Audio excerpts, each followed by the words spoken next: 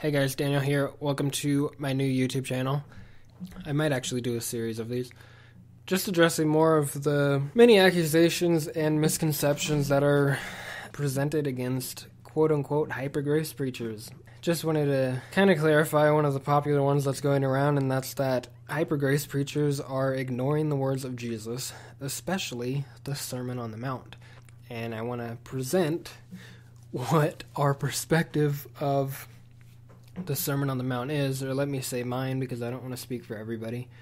But this is how I interpret the Sermon on the Mount. Jesus is still in the beginning of his ministry. He's still talking to Jewish people who are under an old covenant.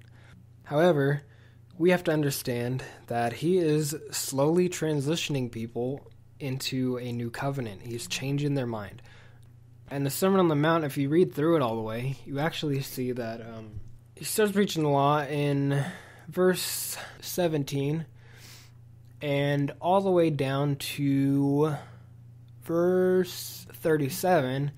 He's actually preaching a tougher law than they had in their day.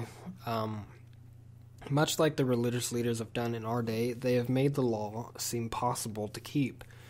And you see this in verse 21 when he says, "You have heard that it was said to the people long ago, 'You shall not murder, and anyone who murders will be subject to judgment. But I tell you that anyone who is angry with a brother is subject to judgment.'"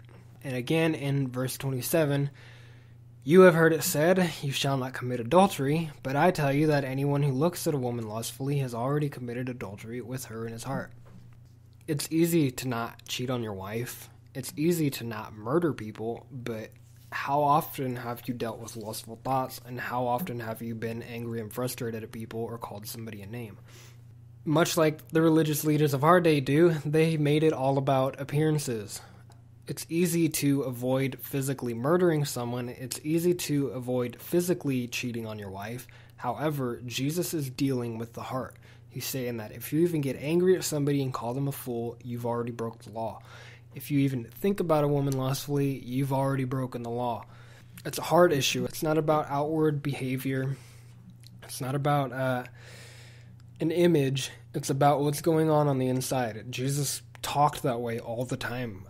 So when I look at the Sermon on the Mount, I honor the words of Jesus here, but I don't think they apply to Christians because he's not talking to Christians.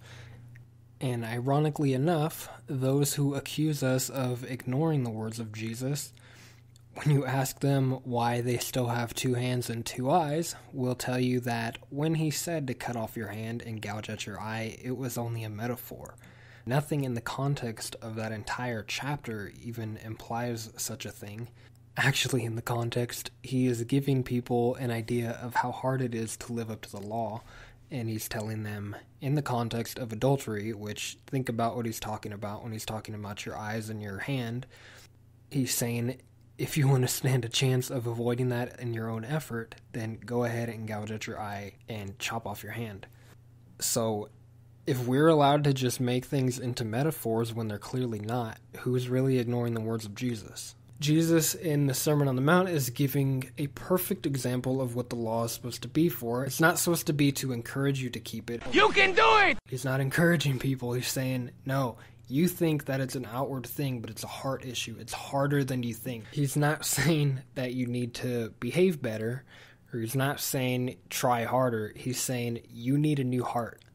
That's the issue here. And what he does by preaching the law that severely, by saying you think that it's just about not cheating on your wife, but it's about not even thinking that way. He's trying to crush them. The law crushes people that way. It gives you an impossible thing, and then religion comes along and makes you think that you can actually do it. And so he's saying, no, you can't do it. You think you can do it, but the issue is not that your behavior is bad. The issue is that you need a new heart. And so by crushing their faith in themselves, what is he doing? He's giving them one alternative. Put your faith in me. That's what the law is meant to do. It's not meant to hit people over the head with stone tablets. It's meant to break people's self-righteousness. It's meant to get rid of that pride and that foolish idea that says, I can do it. You can do it! Here's the reality of it. The 10 Commandments are not the entire law. And I know we like to fight to get them on our courthouses and out in public, and we think that if we just keep those 10, God will get off our back and he'll stop sending tornadoes and earthquakes. The 10 Commandments are 1.6% of the entire law.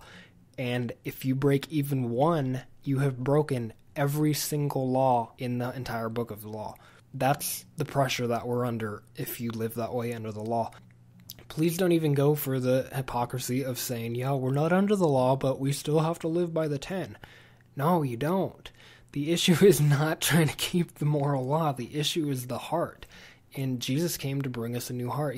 He came to give us his heart and his mind. Titus 2:11-12 says it's grace that teaches us to say no to ungodliness. The law doesn't do it. The law tells you what not to do, but it never gives you the strength or the power to not do it. And those of you who have been trying to do those rules for your entire Christian life probably already know that if you would admit it to yourself. Many in the hyper grace camp got to that point. That's how we got where we are right now. We didn't just wake up one day and decide, well, we're going to rebel against Christianity and we're going to talk bad about the church and we're going to get angry at Christians. No, we lived really long under those rules. We tried really, really, really hard to keep them. And we found out that it was impossible. And me personally, I used to fall asleep at night crying, a head full of suicidal thoughts because of the pressure coming from all of my church leaders to keep those laws, even though they would tell me in the next sentence that I couldn't keep those laws because I was a sinner. The letter kills, and Jesus didn't come to kill people. He came to give people life. I find a really big issue with leaders going around and telling people that we're ignoring the words of Jesus and that we're telling others to ignore the words of Jesus. We're not. We are inviting people to live free under grace, and we don't mean to run around and sin. Nobody in this movement is actually saying that, nor have they ever. That is one of the many blatant lies, and nobody is saying to ignore the words of Jesus. We are just saying to weigh them. We understand that when he was giving the Sermon on the Mount, he wasn't talking to Christians, he wasn't talking to the church, he was still in the process of transitioning them into a church mindset, into a new covenant mindset, where they could live free from those burdens of the law. Because when they live free from those burdens of the law, they will naturally keep the law without even trying to and without even focusing on it. Because it is grace that teaches us to say no to ungodliness. That is the message that we are preaching. And anybody who says that we are teaching people to sin or that we are teaching people to ignore the words of Jesus, especially the Sermon on the Mount, they are lying. Nobody is saying that. We are saying to rightly divide the word. We're not just saying it, we're actually teaching people how to practically do it. And that is something that I never found when I was going to church.